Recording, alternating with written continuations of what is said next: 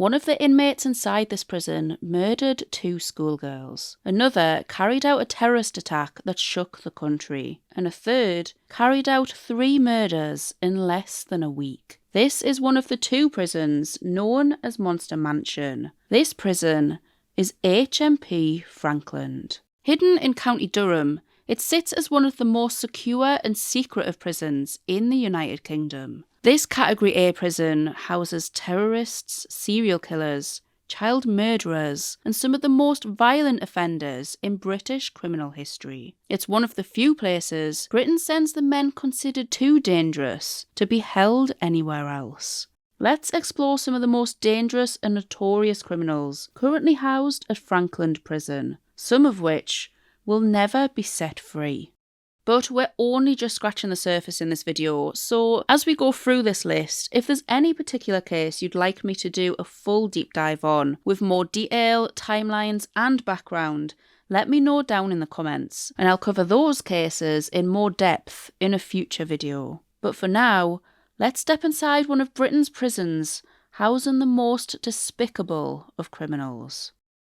The first inmate we'll explore is one of the most notorious serial killers in modern British history, Levi Bellfield. Often referred to as the bus stop killer, he became known for targeting young women near bus stops and public roads, using sudden, brutal attacks with a hammer. In October 2007, the former nightclub bouncer was convicted of murdering 19-year-old Marsha McDonnell and 22-year-old Amelie Delagrange, as well as the attempted murder of Kate Sheedy, who survived after being struck and left seriously injured. For these crimes, Levi received life imprisonment. But even then, it became clear that investigators believed there could have still been more victims.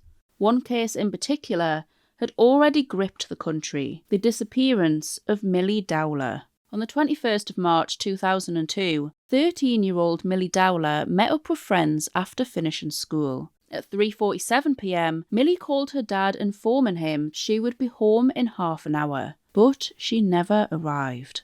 For 6 months, her disappearance dominated national headlines, until her body was discovered in Yateley Heath Woods in Hampshire. Because of the condition in which she was found, identification had to be confirmed through dental records. 9 years after Millie's disappearance, Levi finally confessed to female officers, admitting he had abducted, raped, tortured, and strangled Millie to death. Levi's sentence was then escalated to a whole life order, meaning he will never be released from prison. While serving the sentence, his name has remained in the headlines. Reports have claimed he converted to Islam and now uses the name Yusuf Rahim.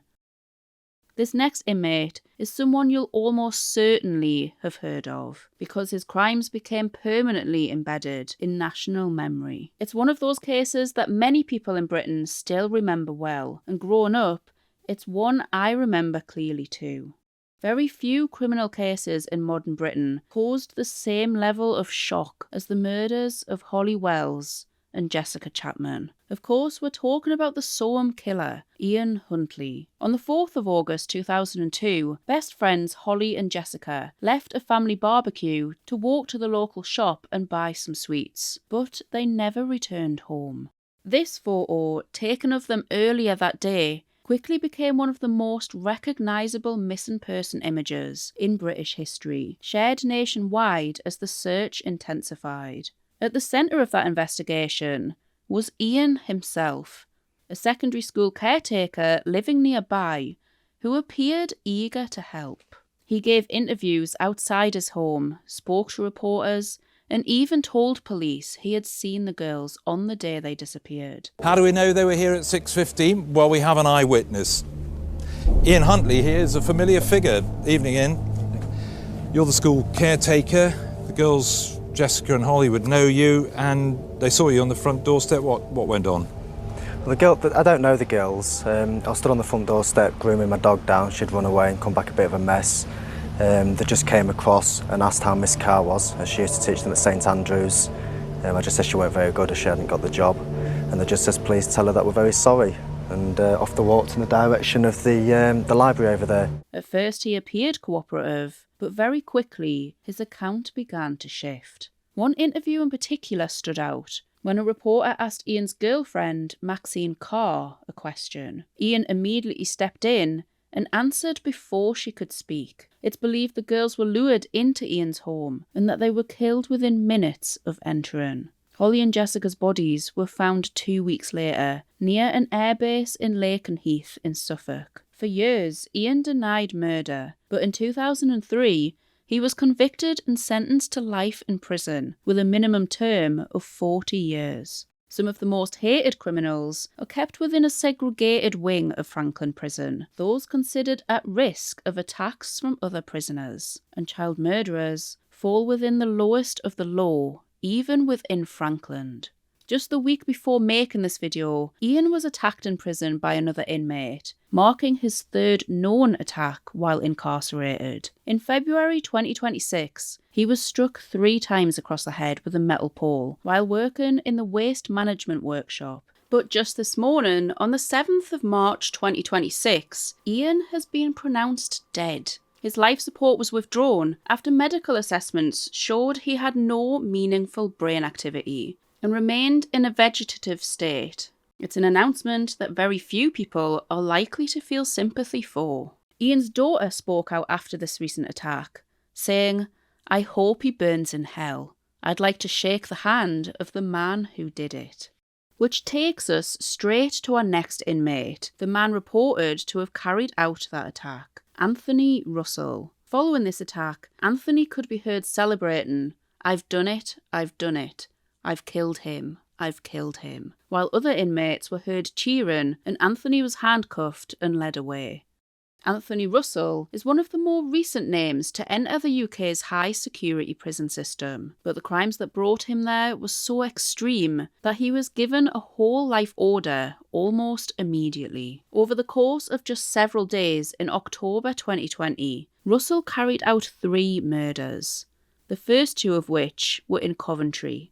The first victim was 32-year-old David Williams. Anthony had become convinced that David had been involved with his girlfriend, a belief that investigators later described as mistaken, but one that appears to have triggered the attack. He strangled David with a lanyard on the 21st of October.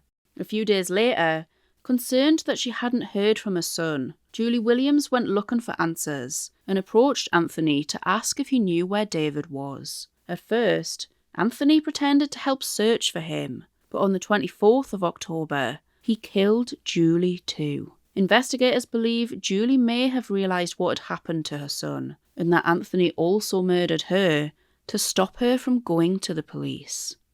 5 days later, David's body was found under a bed in his own home, and the true extent of the violence became clear. He was found with 87 injuries, and his mum Julie, found in her own home, had sustained 113 separate injuries. Days later, after fleeing Coventry, Anthony met Nicole McGregor in Leamington Spa. Nicole was 31 years old and 5 months pregnant at the time.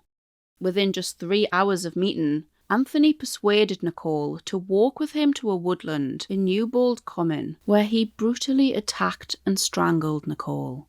It's believed she may have been lured for substances. Nicole was found with blunt force injuries to her head and face, and a bleed to the brain.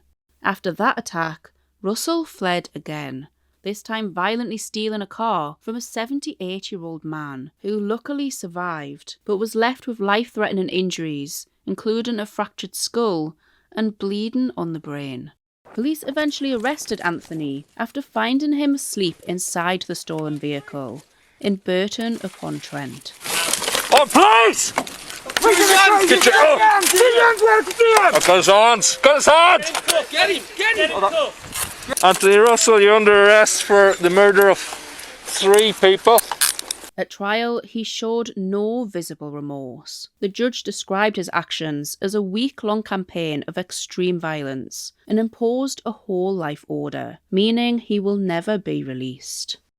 This next case caused national outrage because the man responsible for the murder of Sarah Everard was a serving police officer. That man was Wayne Couzens. On the 3rd of March 2021, 33-year-old Sarah Everard was walking home through Clapham in South London after visiting a friend when Couzens stopped her on the street. Using his authority as a police officer, he falsely arrested her under the pretense of breaching COVID regulations, something he knew would sound believable after recently working pandemic patrol duties. He handcuffed Sarah, placed her in his car, and drove her around 80 miles to Kent. There, he raped her and then murdered her with his police belt. He burned Sarah's body, put the remains in rubble sacks, and left them in a woodland stream near to land that he owned himself. What shocked many people even further was what happened afterwards.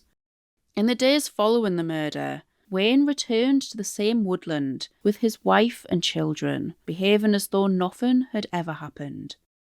As the investigation unfolded, it became clear that this had not been spontaneous. Prosecutors said that Wayne had been planning an abduction for at least 3 days. He had hired a vehicle, bought materials to protect the interior, and spent hours driving around that night looking for a victim before eventually spotting Sarah. But beyond the brutality of the crime itself, what caused such deep public anger was the growing sense that this was completely preventable. What deepened public anger even further was that Wayne had already raised concerns long before Sarah Everard's murder. Records showed missed warnings across 3 different police forces over a period of 20 years, including allegations of indecent exposure and serious failures in vetting. There'd been repeated missed opportunities to identify him as a risk. In September 2021, Wayne was given a whole life order, meaning once again, he will never be released. And in 2023, his sentence increased again after he admitted to 3 separate indecent exposure offences, committed shortly before Sarah's murder. His case became one of the more serious policing scandals in modern Britain, and one of the clearest examples of how abuse of authority can have devastating consequences. This next inmate was moved to Frankland from Belmarsh Prison after concerns that he was trying to radicalise other prisoners. On the 22nd of May 2013, Lee Rigby was brutally attacked in broad daylight on a street in Woolwich, South London. One of the men responsible was Michael Adebolajo. Lee Rigby was a 25-year-old serving British soldier and the father of a 2-year-old son. He had just left Woolwich Barracks in South London. The pair first used a car to hit Lee, before attacking with knives and a cleaver in one of the most shocking terrorist incidents Britain had seen in years. And what shocked the public even further was they didn't try to flee. Instead, they remained at the scene, covered in blood, speaking directly to bystanders who had started filming nearby. It's an eye for an eye and a tooth for a tooth. By Allah, we swear by the Almighty Allah, we will never stop fighting you until you leave us alone. When armed officers arrived, he moved towards them and was shot before being arrested. During the trial, the court heard that although Adebolajo had been raised in a Christian household, he converted to Islam in 2003 and later became radicalised. Prosecutors said that the pair had deliberately chosen a serving soldier as a symbolic target in an act of extremist violence. Adebolajo was convicted of murder and given a whole life sentence, meaning that he also will never be released. But Michael Adebolajo isn't the only extremist locked up in Frankland. Years earlier, another inmate carried out a series of attacks designed to spread fear across London, targeting communities simply because of who they were. That man was David Copeland, often referred to as the London Nail Bomber. In April 1999, at just 22 years old, David planted 3 nail bombs across London over the course of only 13 days. The first exploded in Brixton, an area deliberately chosen because of its large black community, injuring 48 people. A week later, another device detonated in Brick Lane, targeting a neighbourhood known for its Bangladeshi community, leaving 13 more injured. Then came the third attack. On the 30th of April, David planted a bomb inside the Admiral Duncan, a busy pub in Soho, Popular with the LGBT community, when it exploded, 3 people were killed and more than 70 others were injured. The victims were 32-year-old John Light, 31-year-old Nick Moore, and 27-year-old Andrea Dykes, who was 4 months pregnant. The 3 had met up to celebrate Andrea's pregnancy, along with Andrea's husband. He survived, but was seriously injured in the blast. The scale of the injuries shocked the country. The device contained around 1,500 nails, designed to cause maximum harm to as many people as possible. Investigators later found that David had deliberately chosen each location to target minority communities and provoke racial tension across Britain. During police interviews, he described himself as a neo-Nazi and admitted he wanted to start a race war. At trial, he attempted to plead guilty to manslaughter on the grounds of diminished responsibility. Psychiatrists diagnosed him with paranoid schizophrenia, although he later rejected that diagnosis himself. He was convicted of 3 murders and 3 counts of causing explosions to endanger life. David received 6 life sentences and a minimum term of 50 years. But in prison, the violence only continued. In 2014, while he was held at Belmarsh prison, he attacked another inmate using a toothbrush that had been modified with razor blades, which led to a further 3 years added to his sentence. It was following this attack that he was moved to Frankland prison. Reports in later years also suggested that David converted to Islam while in custody, in, as he states, hopes of a second chance, and he also asks inmates to call him Saddam. This next case changed how parents viewed online safety. Often referred to as the Facebook killer is Peter Chapman. In 2009, Peter used a fake online identity to target Ashley Hall, a 17-year-old childcare student at Darlington College. For around a month, Ashley had been speaking online to someone she believed was a teenage boy. Peter presented himself as Pete Cartwright, sometimes calling himself DJ Pete, and he used a topless photograph of a younger, attractive man to support this lie. In reality, he was a 33-year-old convicted double rapist, living outside of his car and almost toothless. Ashley was known to struggle with her self-esteem, which prosecutors later said made her especially vulnerable to the attention he was giving her online. On the 25th of October 2009, she told her mum she was going to a friend's house, but instead she went to meet the person she thought she knew. Peter texted her saying his father would pick her up, then sent another message saying he had arrived. And once she got into that car, he attacked. Ashley was kidnapped, raped, and murdered. Her body was later found in a farmer's field near Sedgefield, with her arms bound and tape placed over her face.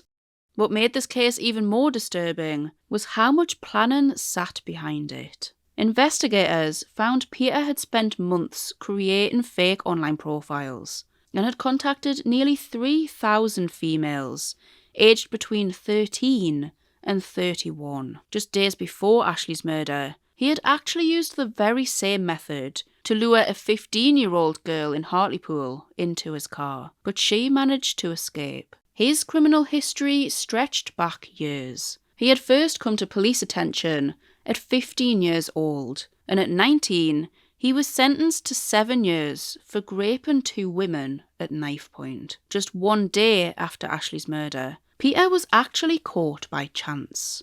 After his release in 2001, he remained under sex offender monitoring, but in 2009, he failed to comply with the registration requirements, which triggered a nationwide effort to trace his vehicle. That failure ultimately helped lead police to him. After being arrested for this unrelated charge, he confessed to the murder and led officers to Ashley's body, a confession that officers weren't expecting. Right, do you remember what you said to me in the cell? I killed somebody last night and it was somebody from CID where the body was. In 2010, Peter was sentenced to life imprisonment with a minimum term of 35 years. The The judge stated, "You are a great danger to young women, and for what it's worth, I cannot foresee your release." His case became one of the clearest warnings of how dangerous online deception could be, long before catfishing became widely understood. Which brings us to a much more recent case related to Frankland Prison, a case which is still very deeply raw for many. A case so disturbing that on arrival, the offender was reportedly placed straight into segregation, with prison authorities fully aware of how other inmates were likely to react. That inmate is Urfan Sharif. In August 2023, 10-year-old Sarah Sharif was found dead at her family home in Surrey. She had been described in court as a beautiful little girl, full of personality. Police were called in the early hours of the 10th of August after Urfan, who had already fled to Pakistan, contacted officers and told them that his daughter's body was still inside their house. During that call, he admitted he had beaten her too much, while claiming he had not intended to kill her. When officers entered the property, they found a handwritten note beside Sarah's body, in which Urfan took responsibility. The post-mortem findings were devastating, and the true extent is too disturbing to fully detail here. As just a brief summary, Sarah had suffered around 100 separate injuries, both internal and external, including broken bones, extensive bruising, burns, and human bite marks. Many of these injuries proved to have been inflicted with implements, such as a cricket bat. The court later heard that the abuse had not been sudden. It had continued for years, since Sarah was around 6 or 7 years old, alongside prolonged neglect and repeated efforts to conceal what was happening. At times, she was reportedly made to wear a hijab, despite no other female family members doing so, while claims that she was being homeschooled were unsupported by evidence, all seen by prosecutors as attempts to hide visible injuries and keep her away from outside scrutiny. The judge said the degree of cruelty involved was almost impossible to comprehend. The day after Sarah's death, Urfan, his wife and his brother boarded one-way flights to Pakistan. They remained there for several weeks before returning to the UK on the 13th of September. At trial, Urfan initially denied responsibility and at one stage attempted to blame his brother for his daughter's death. But he later accepted full responsibility, something that prosecutors argued was done in an effort to protect his wife and brother. Urfan was sentenced to life imprisonment with a minimum term of 40 years. His wife and brother also received prison sentences for their roles in the case. And unsurprisingly, inside prison, the reaction was immediate. Just weeks after arriving at Belmarsh prison, Urfan was attacked by 2 inmates, leaving him with facial injuries after being struck with part of a tuna tin. He was transferred to Frankland after this attack. The level of anger around this case remains intense, both inside and outside of prison. Some lesser-known offenders have also committed crimes violent enough to place them behind the same walls as some of Britain's most notorious killers. One of those names is Stuart William Morgan. In December 1995, Céline Figard, a 19-year-old French accountancy student, travelled almost 600 miles from her home in eastern France to the UK. She was making the journey to spend Christmas with her cousin and return to work at the Ashbourne Hotel, where she had worked the previous summer and where her cousin was employed. But to complete the final stretch of that journey, Céline began hitchhiking. At some point along the route, she accepted a lift from Stuart, who was a 36-year-old, driving a white Mercedes HGV. This would be the last confirmed sighting of her alive. Police later believed she may have been killed either that same day or the following day. 10 days later, her body was found in undergrowth near a lay-by outside Worcester after a businessman stopped to fix a broken windscreen wiper and noticed a body hidden just yards from the road. Autopsy results showed Céline had been raped, struck over the head with a heavy object, resulting in catastrophic head injuries, and was then strangled. By then, Police had already received witness reports describing Celine climbing into a white Mercedes lorry, triggering what became one of the largest screenings carried out in the UK. Stuart's vehicle was the 11th wagon to be examined. He initially denied ever meeting Celine, but once her DNA was found on the mattress inside his cab, he changed his account, claiming they had consensual sex and that he dropped her off safely in Southampton. When officers searched his property, however, they found Celine's belongings hidden between walls in his garage, including her camera and a box of photographs, belongings that Stuart then claimed she had just left behind. Investigators also uncovered something even more disturbing. For days after killing her, Stuart had continued driving around the country with her body still inside the cab of his lorry. This was even while he spent Christmas with his family in Poole, with the vehicle parked opposite the house. At one point, police had missed an opportunity to capture Stuart while Celine's body was still laid behind him. They pulled him over for a traffic offence, but at the time, they had no reason to search the vehicle. Stuart was convicted of murder and given a life sentence with a minimum term of 20 years, making him eligible for parole in 2016. Stuart still maintains his innocence, and his most recent parole application in 2022 was refused. His case remains one of the most disturbing examples of how dangerous hitching a ride can be.